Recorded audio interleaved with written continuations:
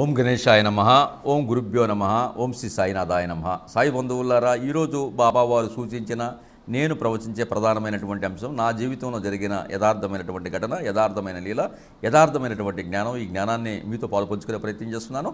సాక్షాత్తు సాయినాథుడు ఈరోజు కర్మ సిద్ధాంతం ఎంత బలంగా ఉంటుందో అనే విషయం గురించి నిరూపిస్తూ, అదే సమయంలో తన నమ్ముకున్న, తను వాగ్దానం ఇచ్చినటువంటి భక్తుడిని ఏ రూపంలో ఉన్నా కూడా ఏ విధంగా రక్షిస్తాడు అనే అంశం గురించి కాస్త తెలుసుకునేటువంటి ప్రయత్నం చేద్దాము. దీనికి సంబంధించినటువంటి ఒక చిన్న ఉదాంతమైనటువంటి కథ ఉంది.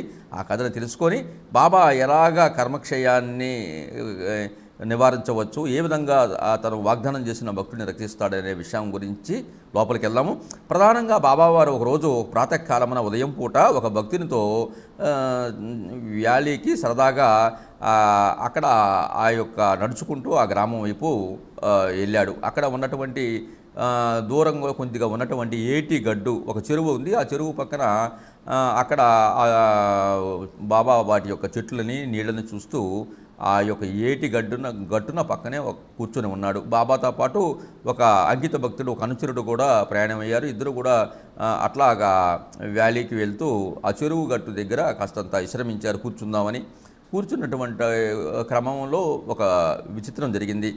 ఆ చెరువు పక్కనే ఒక పెద్దగా శబ్దం జరిగింది. ఎట్లా శబ్దం జరిగిందంటే కీస్ కీస్ అని పెద్దగా అరుస్తూ, తర్వాత ఇష్ అని పాము బుస కొడుతూ ఉన్నటువంటి శబ్దం, కప్పగా బెళబెళ అరుస్తూ ఉన్నటువంటి శబ్దం, పాము బుస్సులు కొడుతున్నటువంటి శబ్దం, ఆ రెండు కూడా ఒకసారిగా ఈ బెకబెక బుస్సు అనేటువంటి శబ్దాలు వినపడ్డాయి.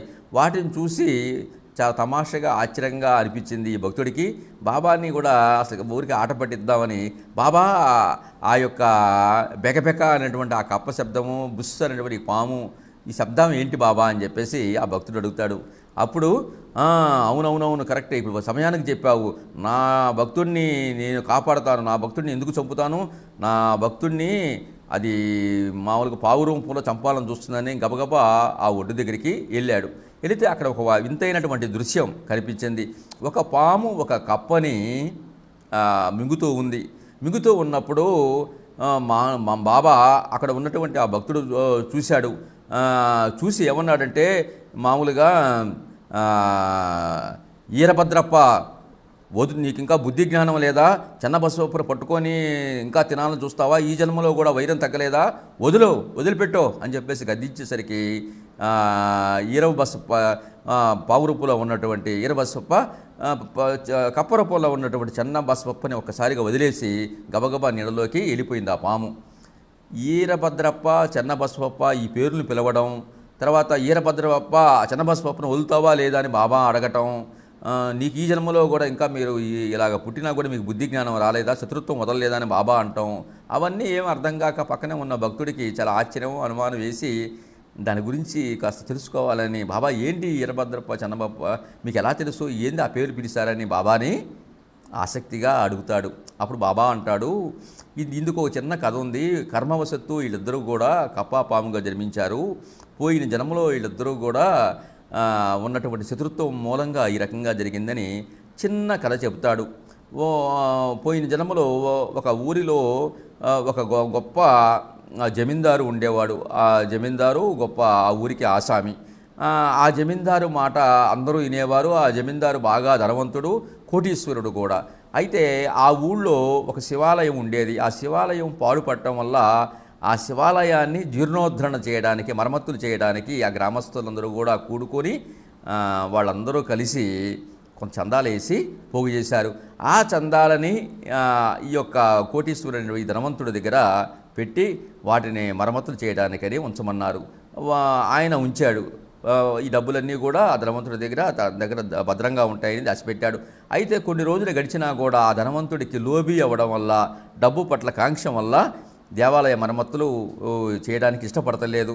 చాలాసార్లు గ్రామస్తులు అడిగినా కూడా ఆసక్తిని కనపరచట్లేదు. ఇలాగ కనపరచకపోతే మళ్ళీ గ్రామస్తులు కొంత మళ్ళీ పోగు చేసి మళ్ళీ ఆ ధనవంతుడికి ఇచ్చి ఈసారైనా శివాలయాన్ని జీర్ణోద్ధరణ అంటే మరమ్మతులు చేసి బాగు చేయమని చెప్పేసి అన్నారు. అయినా చేస్తానని చెబుతూ తీయగా చెబుతున్నాడు కానీ దేవాలయానికి జీర్ణమైనటువంటి దేవాలయానికి శివాలయాన్ని బాగు చేయడానికి అతను ఎంత మాత్రం అతని ప్రాణం ఒప్పట్లేదు, మనసు అంగీకరించట్లేదు. లోబి కాబట్టి ఆ డబ్బులు వాళ్ళ డబ్బులు తీసుకొని దాచిపెట్టుకుంటున్నాడు, కానీ వాటిని దేవాలయ మరమ్మతులకి ఉపయోగించాలన్నటువంటి ఆలోచన అతనికి రావడం లేదు. ఈ క్రమంలో ఇలా జరుగుతూ ఉంటే భక్తులు బాధపడుతున్నారు. మరి శివాలయం జీర్ణోద్ధరణకి నోచుకోవట్లేదు. ఒకరోజు ఒక విచిత్రం జరిగింది. ఆ ధనవంతుడి యొక్క భార్య స్వప్నంలో సాక్షాత్తు శివుడు ఆ స్వప్నంలో సాక్షాత్కరించి, అమ్మా ఇక్కడ ఈ ఊళ్ళో నేను దేవాలయంలో కొలువైనాను, నాకు సరిగ్గా ఇల్లు లేదు, కాబట్టి భక్తులు కాస్త పోగు చేసి డబ్బులన్నీ మీ ఆయనకి ఇచ్చారు, మీ ఆయన మరమ్మతులు చేయట్లేదు, నువ్వైనా చేస్తే, నీ డబ్బులు పెట్టైనా చేస్తే నేను సంతోషపడతాను, నువ్వు ఖర్చు పెట్టిన ప్రతి రూపాయికి నేను 100 రూపాయలు ఇస్తాను తల్లి, నువ్వు పూనుకో, నీ వల్ల ఆ పని అవుద్దని చెప్పేసి భార్యకి శివుడు స్వప్నంలో చెప్పాడు. చెబితే ఈ విషయాన్ని లేచి భర్తకి చెప్పింది. భర్తకి చెబితే అవి కళలు అవన్నీ వస్తాయి, అవన్నీ నమ్మడానికి లేదు, పగటి మామూలు కళలు వచ్చిపోతుంటాయి, అదేదో నీకు అలా ఆలాపనగా వచ్చింది, శివుడు ఎందుకు కనపడతాడు అని చెప్పేసి చాలా తేలిగ్గా నింపాదిగా ఆ కోటీశ్వరుడు, ఆ ధనవంతుడు వాళ్ళ భార్యకి చెప్పి తేలిగ్గా కొట్టేశాడు ఆ మాటల్ని. ఇలా అయిపోయినాక 20 రోజులుగా గడిచిపోయినాయి. ఆ తర్వాత మళ్ళీ ఆ మహాశివుడు ఈ భార్యకి స్వప్న దర్శనంలో వచ్చి మళ్ళీ చెప్పాడు, అమ్మ మీ భర్తకి నువ్వు గట్టిగా చెప్పాలి, నా దేవాలయం, నాకు ఇల్లు ఇంకా అమరలేదు, నువ్వు ఈసారి గట్టిగా కూర్చొనైనా సరే నీ డబ్బులతో అయినా నా దేవాలయాన్ని మరమ్మతులు చేయించు, నీకు 100 రెట్లు ఇస్తాను తల్లి అని చెప్పి పరమశివుడు ఆ భక్తురాలికి, ధనవంతుడైన భక్తురాలికి చెబుతూ ఉన్నాడు. ఎమ్మటే గబక్కనే మేలుకొని గబగబా ఈ యొక్క ధనవంతుడి భార్య ఆ జమీందారు దగ్గరికి వెళ్ళి, ఏమండి నేను దేవాలయం, నాకు శివుడు కనపడ్డాడు, నేనైనా బాగు చేస్తాను, నా దగ్గర నా నగలు ఉన్నాయి కదా, మా పుట్టింటి వారు ఇచ్చినటువంటి నగలు, ఆ నగల్ని నేను అమ్మైనా సరే దేవాలయాన్ని నిర్మిస్తాను, ఆయనకి అది మరమ్మతులు చేయిస్తానని చెప్పేసి భార్య అనేసరికి భార్య మాటలు ఏమి చేయాలో అర్థం కాక అతను ఏం చేశాడంటే, ఆ జమీందారు అయినటువంటి లోబి ఒక పథకం చేశాడు. జమీందారు దగ్గర ఆ ఊళ్ళో ఉన్నటువంటి గ్రామస్తులు ఏదన్నా అవసరము ధనం కావాలన్నా కూడా వాళ్ళ వస్తువులు కుదవబెట్టి డబ్బులు తీసుకునేవాళ్ళు. ఈ క్రమంలో డుబ్కి అనేటువంటి ఒక పేద ముసలి ఆవిడ, ఎవరూ లేనటువంటి ఆవిడ, 1 ఎకరం పొలం ఉంటే ఆ ఆవిడ ఏం చేసిందంటే ఈ జమీందారు దగ్గర 200 రూపాయలకి ఆ పొలాన్ని తనఖా పెట్టింది. తనఖా పెట్టేసి ఆ 200 రూపాయలు తీసుకుంది. తర్వాత కొంచెం వృద్ధాప్యం వల్ల, ఎవరూ లేకపోవడం వల్ల ఆవిడ గతించింది. ఆ పొలం ఈ జమీందారు ఆధీనంలోనే ఉంది. అయితే ఈ యొక్క నగలు అమ్మి మరమ్మతులు చేస్తానన్నది కదా జమీందారి భార్య. అప్పుడు భార్యతో అన్నాడు, సరేలేవే ఆ నగలన్నీ నేనే తాకట్టు పెట్టుకుంటాను, నువ్వు మరమ్మతులు చేయడానికి నా దగ్గర 1 ఎకరం పొలం ఉంది, ఆ పొలం దేవుడి పేరు మీద రాసిస్తానని చెప్పేసి అతను ఏం చేశాడంటే భార్య నగలు తనే తాకట్టు పెట్టుకున్నట్టుగా చేసి డుబ్కి దగ్గర 200 రూపాయలు కొట్టేసిన పొలాన్ని ఈవిడ భార్య పేరు మీద, అదే భార్యకి ఇస్తున్నట్టుగా రాసి ఆ యొక్క ఆ భూమిని, ఆ ఎకరం భూమిని ఆ శివాలయానికి రాశాడు మరమ్మతులు చేయడానికి. ఈ రకంగా జరిగి ఉన్నటువంటి ప్రాంతంలో కొన్ని రోజులు ఆయనకు అనుకోకుండా ప్రమాదవశత్తు ఒక పిడుగు పడి ఆ ఊర్లో మొత్తం అక్కడ ఉన్నటువంటి జమీందారు భార్య, తర్వాత ఈ యొక్క డుబ్కి వీళ్ళందరూ కూడా చనిపోవడం జరిగింది.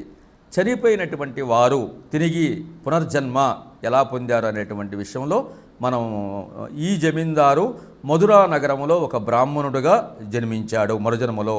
తర్వాత ఈ యొక్క జమీందారు భార్య అదే పూజారి, అదే యొక్క శివాలయం, ఆ ఊళ్ళో ఉన్న శివాలయం పూజారి కుమార్తె గౌరీగా జన్మించింది.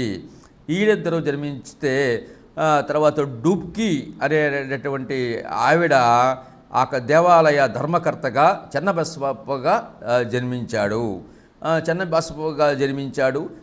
తర్వాత ఈ జమీందారు, ఈ మధురా నగరిలో జమీందారుగా ఉన్నటువంటి అతను మనకి ఈరభద్రప్పగా జన్మించాడు. మధురా నగరంలో ఈరభద్రప్పగా జన్మించిన అతను జమీందారు. గత జన్మలో జమీందారుగా ఉన్నటువంటి అతను మధురా నగరంలో ఒక బ్రాహ్మణుడిగా వీరభద్రప్పగా జన్మించి ఈ యొక్క శివాలయంలో ఉన్నటువంటి కూతురైనటువంటి గౌరీ అనేటువంటి అమ్మాయిని, పోయిన జన్మలో కూడా జమీందారు భార్యే, కాకపోతే ఈ జన్మలో పూజారి కుమార్తెగా గౌరీగా జన్మించింది. ఆ గౌరీని వివాహం ఆడతాడు. వివాహమాడి పెళ్లి చేసుకుంటాడు. తర్వాత ఈ డుబ్కు అనేటువంటి ముసలావిడ మరి అక్కడ అదే అదే అదే గ్రామంలో ఆ యొక్క ధర్మకర్త మండలికి కొడుకుగా పుడతాడు చెన్నబసవప్ప. పోయిన జన్మలో ఈ వైరం ఉంది కాబట్టి ఈ జన్మలో కూడా ఆ వైరం వచ్చింది. తర్వాత ఇలా జరుగుతూ ఉంటే కాలవశత్తు ఆ గౌరీకి పూజారి కట్నం కింద ఎకరం పొలం ఇస్తాడు కదా, ఆ పొలము అనుకోకుండా మంచి రేట్లు వచ్చి ఎకరం ₹1,00,000 ధర పలికింది. ఎప్పుడైతే ధర బాగా పలికిందో ఒక్కసారిగా ఈ యొక్క ఈరభద్రప్ప అంటే గౌరీని చేసుకున్నటువంటి అంటే పోయిన జన్మలో జమీందారు అయినటువంటి ఈ ఈరభద్రప్ప పోయిన జన్మలో జమీందారి భారీగా గౌరీగా ఉన్నటువంటి ఆవిడతో ఈ పొలం నాది, మొత్తం సర్వహక్కులు నాకు ఉన్నాయని చెప్పేసి చెప్తాడు. అప్పుడు పూజారి అయినటువంటి శివాలయం పూజారి గౌరీ వాళ్ళ నాన్న ఏమంటాడంటే, లేదమ్మా ఈ పొలం నీకే చెందుతుంది, నీకు కట్నంగా ఇచ్చాను, నీకు తప్ప అతనికి హక్కు లేదు అల్లుడికి అని చెప్పేసి వాళ్ళ నాన్న చెబుతూ ఉంటాడు. మరోపక్క ఈ ధర్మకర్తల మండలి సభ్యుడిగా పుట్టినటువంటి చెన్నబసవప్ప పోయిన జన్మలో ముసలావిడ ఎకరం తాకట్టు పెట్టినటువంటి డుబ్కి అనే ఆవిడ ఈ జన్మలో ధర్మకర్తల మండలి వాళ్ళ కొడుకుగా పుట్టాడు కాబట్టి అతను కూడా వచ్చి నాకు ఈ పొలం మా యొక్క దాంట్లో మండలిలో ఉంది కాబట్టి నాకు వాటా వస్తుంది అని చెప్పేసి అతను కూడా ఈ చెన్నబసవప్ప వచ్చాడు. ఈ రకంగా ఈ పొలం విషయంలో కూడా వీళ్ళిద్దరూ బాగా ఘర్షణ పడుతున్నారు. మరి ఈ పొలం గౌరీని చేసుకున్నటువంటి పూజారి కూతురు గౌరీని చేసుకున్నటువంటి ఈరభద్రప్ప పొలం నాదేనంటున్నాడు. తర్వాత డుబ్కీగా పుట్టి గత జన్మలో ఉన్నటువంటి ఆవిడ ఈ చెన్నబసవప్ప ఈ ధర్మకర్తలుగా ఉన్నాను కాబట్టి పొలం నాకు కొంత వాటా రావాలని చెప్పేసి చెబుతూ ఉన్నాడు. ఈ యొక్క ఒకళ్ళకొకళ్ళు ఈ పొలం విషయంలో వాదనలు ఆడుతూ ఉన్నారు. వాదనలు కాస్త ముదిరిపోయి ఈ యొక్క గౌరీ భర్త ఈరభద్రప్ప ఏమన్నాడంటే, చెన్నబసవని నేను చంపుతాను, నేను నరుకుతానని చెప్పేసి కత్తి తీసుకున్నాడు. ఎమ్మటే గబగబా ఈ చెన్నబసవప్ప బాబా భక్తుడు కాబట్టి బాబా దగ్గరికి వెళ్ళి శరణవేడాడు.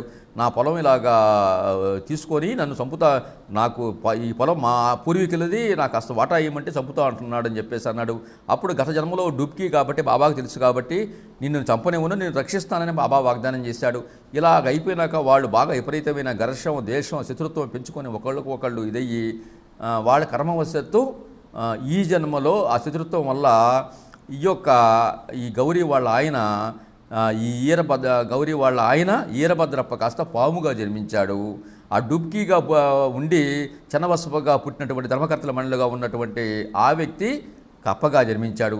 అయినా వాళ్ళిద్దరికి వైరం తప్పలేదు కాబట్టి ఈ పాము ఆ కప్పని మింగడానికి ఈ జన్మలో కూడా ప్రయత్నిస్తుంది కాబట్టి పోయిన జన్మలో నేను నా భక్తుడైనటువంటి డుబ్కీ అయిన చెన్నబసవకి నేను వాగ్దానం ఇచ్చాను, నేను రక్షిస్తానన్నాను కాబట్టి నాకెమ్మట ఆ వాగ్దానం గుర్తుకొచ్చి నేను అక్కడికి వచ్చి ఈరభద్రప్ప వదులు చెన్నబసవప్పని, నీకు ఇంకా బుద్ధి రాలేదా, పోయిన జన్మలో మీకు ఆ శత్రువుని వదలలేదా అని గట్టి గద్దిస్తే ఈ ఈరభద్రప్ప చెన్నబసవప్పని వదిలి నీళ్ళలోకి పారిపోయాడు.